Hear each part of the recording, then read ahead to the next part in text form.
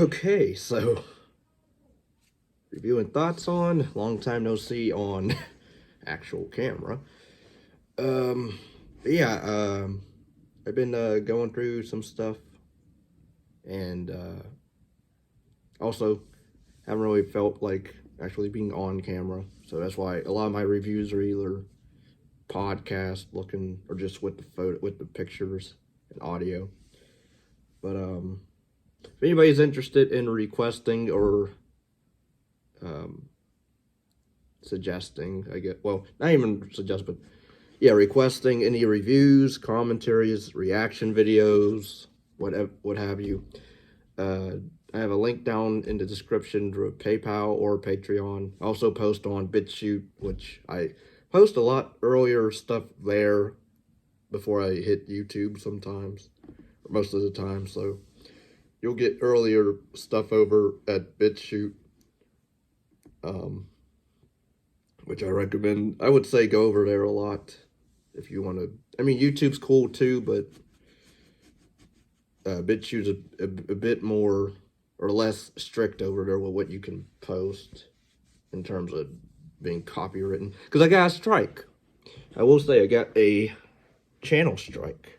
I got one so far, and that sucks. But all due to a little snippet of a Michael Jackson interview. It was a podcast interview short that I posted. I had to delete it, of course. But yeah. Anyway, let's get to the movie. The Black Phone, or Black Phone, as it's weird. Like the poster says Black Phone, but then um, on IMDb it says The Black Phone. So I don't know what to call it. I guess I'll just call it The Black Phone. But pretty much it's psychological horror, supernatural, mystery, thriller. Pretty much it deals with after being abducted and locked in a basement, a boy starts receiving calls on a disconnected phone from the killer's previous victims. And, I saw the trailer for this back in, 2021? And I wasn't really impressed. It just looked really hokey to me, very, not goofy, but just lame, generic.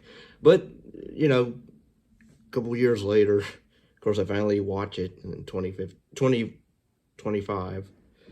I gotta say, I was surprised. It's it has Stephen King vibes. I'll give it that for sure in terms of the characters, and the killer is also Ethan Hawke. I'm not really the biggest Ethan Hawke fan. I mean, I don't mind him in Sinister, though I don't like those movies. I like the concept of those movies, but the way it's executed is dumb with the ending, and even the sequel's terrible as well.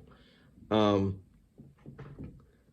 Ethan Hawke in in the first Purge film, he was pretty cool. I liked his character overall in that. I hate that he dies in it halfway through, but you know, he's fine. I believe he was in Terminator Salvation as well. I think he played John Connor. Um, I know a lot of people hate that fourth installment. I don't understand why. It's fine to me. I don't mind it. But this film, I did quite enjoy a good bit of it. Even the ending was good. But granted, I did know uh, the villain dies at the end, so um, that's my fault for watching a review of the sequel because they'd say that. But yeah, I like the idea of this guy going around. He has this cool skull-looking mask, and he's sort of like Pennywise in a way. Like he's not supernatural in this yet until the second film, but there is supernatural elements in it. I'll say that with the phone. Then the way they handle the black phone, as they call it in this, or they don't even call it that. They just say the phone, which is an old timey dialing phone.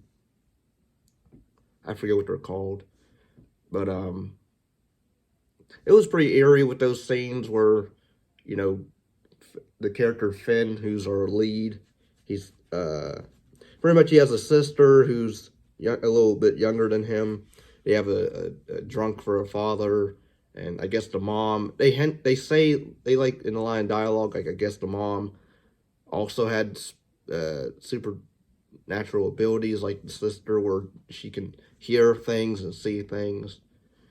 The dad, I guess, over time started drinking. So like that's how he handled with stuff. But he becomes very abusive to like them, and so you really hate the dad. Even by the end, like I did not come around to appreciating him by the end because yeah, he like tries to clean up his act. I guess by the end, but it's like too late, too little, too late.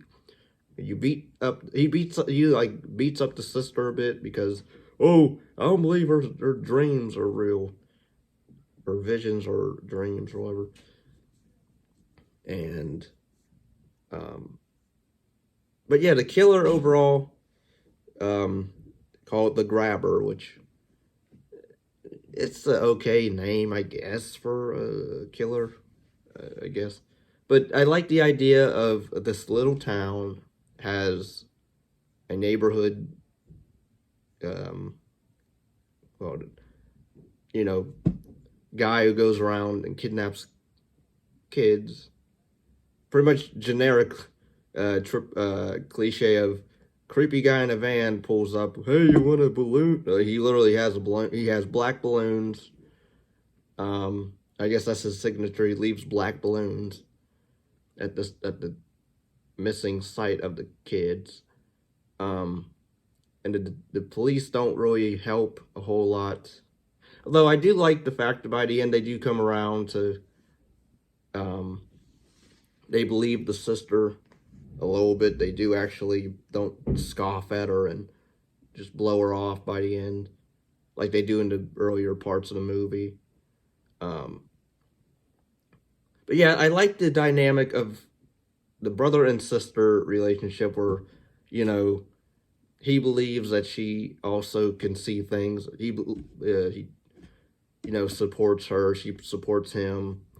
They look out for each other. I will say I didn't like the whole fact that I get like, they're in a small town community, I guess, so everybody knows everybody, but like the fact that like you're willing to let your sister go off. Grant, like I guess maybe her friend lives like a street down or a block down where she was walking out of school. But the fact that like brother just lets her go off by herself every Friday after school to go to her friend's house, like walk by herself. Like I would be, no, you're not doing. I'm walking you to your friend's house, and then I'll walk wherever I'll go wherever I'm going. So I didn't understand that aspect of that choice. Like you have all these kidnappings of kids with the missing flyers in town, and you just let your sister, you know, walk by herself to her friend's house.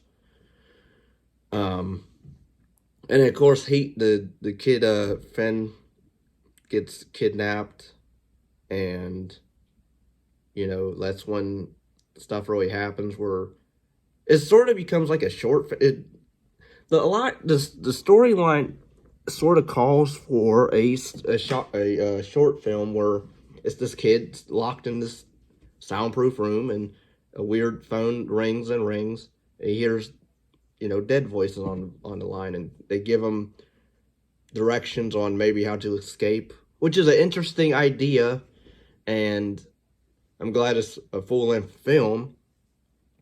And it's a pretty smart film overall, I will say. It's not really, there's really no dumb decisions. I mean, the kid, Finn, oh, there's also this one character, I forget his name.